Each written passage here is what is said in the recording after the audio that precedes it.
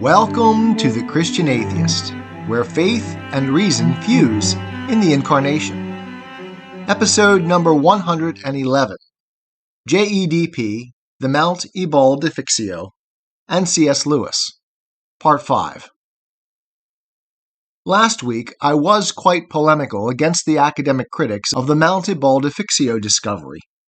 I regret not a word, but my lifelong journey across the intellectual spectrum, across ideological boundaries, as well as my interdisciplinary approach to investigations of all sorts, allows me to understand, if not to explain away, the errors into which they've fallen.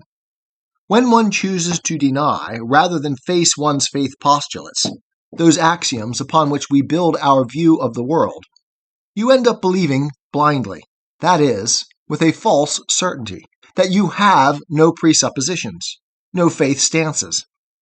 Academia, that is, by training people in a particular place and time, makes them products of the particular biases, blindnesses, and limitations to which that context is itself subject. On the flip side, it also makes them particularly astute within those boundaries and limitations. If, as C.S. Lewis says in Modern Theology and Biblical Criticism, academia produces scholars, quote, obviously influenced by, and perhaps insufficiently critical of, the spirit of the age they grew up in, end quote.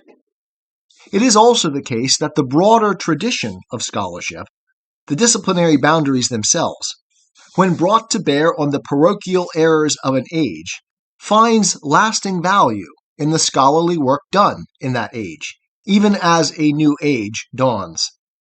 As such, I have no doubt that Professors Rollston and Cargill will be found to have made significant contributions to their respective disciplines. They remain, however, men of their times, as no doubt am I, though our contexts and faith positions differ. My critiques are offered in that spirit. It is now high time in this series to tackle C.S. Lewis's thoughts in his essay mentioned above concerning modern theology and biblical criticism. We began this series with a brief introduction to the higher criticism, and in particular, the JEDP theory, which our friend the Mad Scot credited with driving him from his early faith in Christ. The so-called documentary hypothesis is certainly one of the theoretical constructions Lewis had in mind when he penned this essay, or rather, gave this speech in 1959. I say so-called because I don't think that the theoretical possibility of source material, that is, documents, whether verbal tradition or written texts, being used by the authors of the Old Testament, or the New for that matter, is excluded by any more traditional view of the authorship of the Pentateuch. There is nothing particularly novel or challenging to the notion that the production of the Bible and its authors used source materials, or documents. As I was preparing this series, I came across a website called Bible Brisket, a satirical treatment of faith and the Bible. I am most decidedly not recommending this website to you as a resource, but I did find a very compelling defense posted for the JEDP theory, and one to which I think Lewis's essay responds precisely in the manner which that defense says no one has responded. It is worth our while for me to read this section from that website. The URL will be included in the notes to this episode should you wish to see it yourself. One of the great values of this presentation is that it asks you to review the evidence for yourself and draw your own conclusions. Would that this spirit were more widespread in academia today. The post is a quotation, as the site notes, from the book by Richard Elliott Friedman, The Bible with Sources Revealed. Above all, the strongest evidence establishing the documentary hypothesis is that several different lines of evidence converge. There are more than 30 cases of doublets, stories or laws that are repeated in the Torah, sometimes identically, more often with some differences of detail. The existence of so many overlapping texts is noteworthy itself, but their mere existence is not the strongest argument. One could respond, after all, that this is just a matter of style or narrative strategy. Similarly, there are hundreds of apparent contradictions in the text, but one could respond that we can take them one by one and find some explanation for each contradiction. And similarly, there is the matter of the texts that consistently call the deity God, while other texts consistently call God by the name Yahweh, to which one could respond that this is simply like calling someone sometimes by his name and sometimes by his title. The powerful argument is not any one of these matters. It is that all these matters converge. When we separate the doublets, this also results in the resolution of nearly all the contradictions. And when we separate the doublets, the name of God divides consistently in all but 3 out of more than 2,000 occurrences. And when we separate the doublets, the terminology of each source remains consistent within that source. I listed 24 examples of such terms, which are consistent through nearly 400 occurrences above in the terminology section.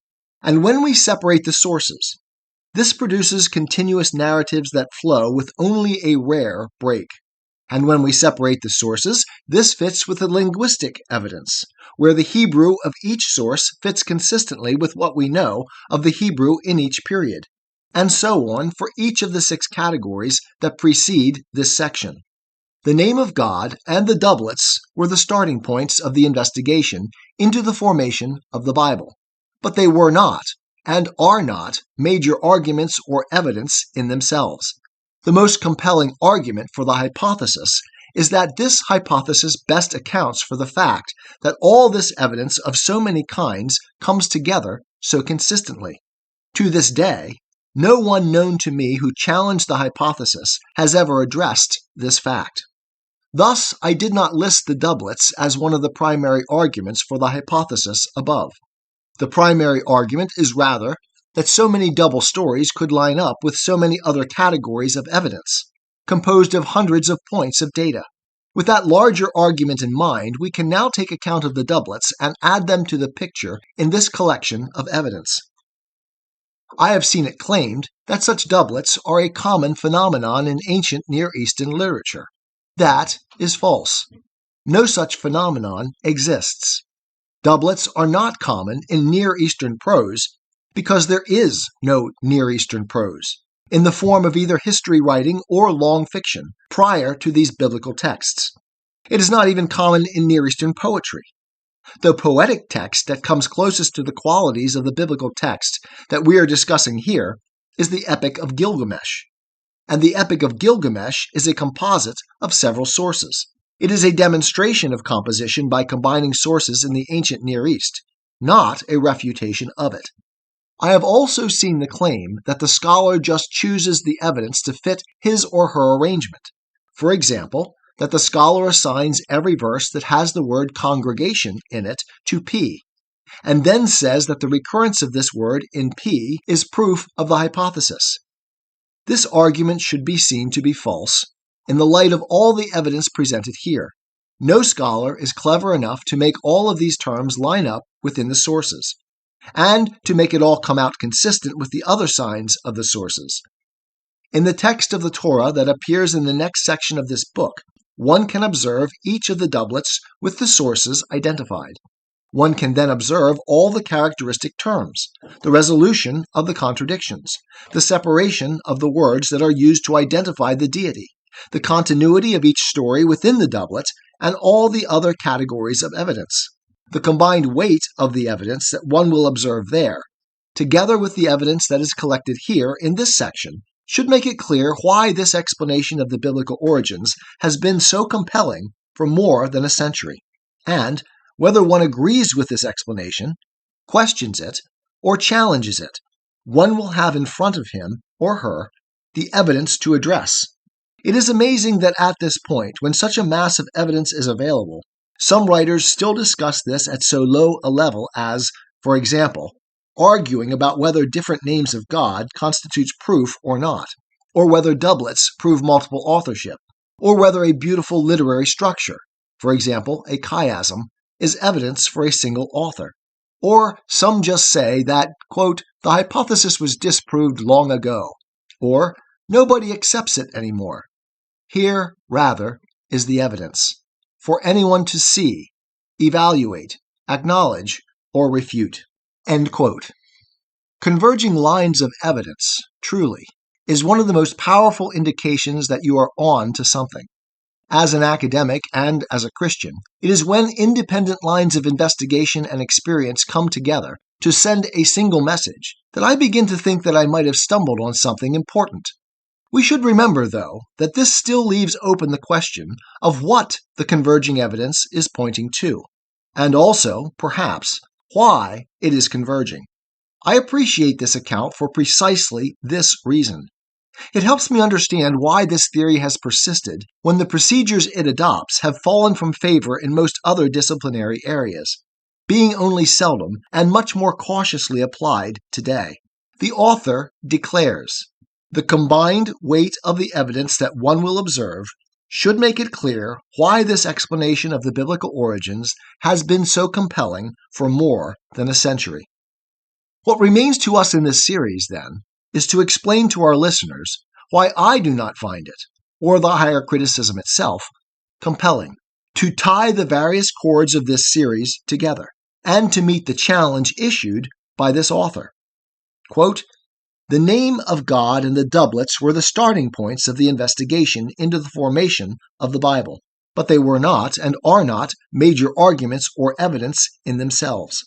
The most compelling argument for the hypothesis is that this hypothesis best accounts for the fact that all this evidence of many kinds come together so consistently.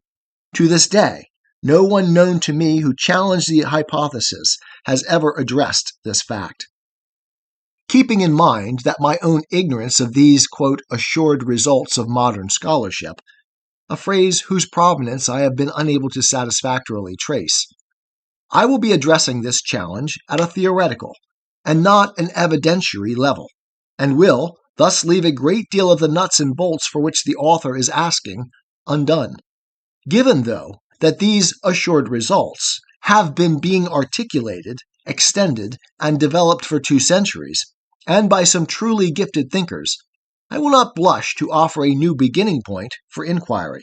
I say new because, as a newcomer to the discussion, I have no idea whether my own thoughts have before been propounded or explored. I am, after all, merely a sheep, bleating to the shepherds, to use C.S. Lewis's phrase. Nevertheless, by the end of our rambling together over this road, I will have suggested both a way around the higher criticism and a way forward. I am a Christian, with the searching and skeptical mind of an atheist. I don't want to believe anything that isn't true. I know both sides of the looking glass, and I know them with open eyes. I choose Christ's side. I invite you to join me from wherever you stand before the looking glass. That's this week's episode. Thanks for listening, and remember, you can have your religious cake and eat it too. You can have reason, respect for science, a 21st century worldview, and be a Christian.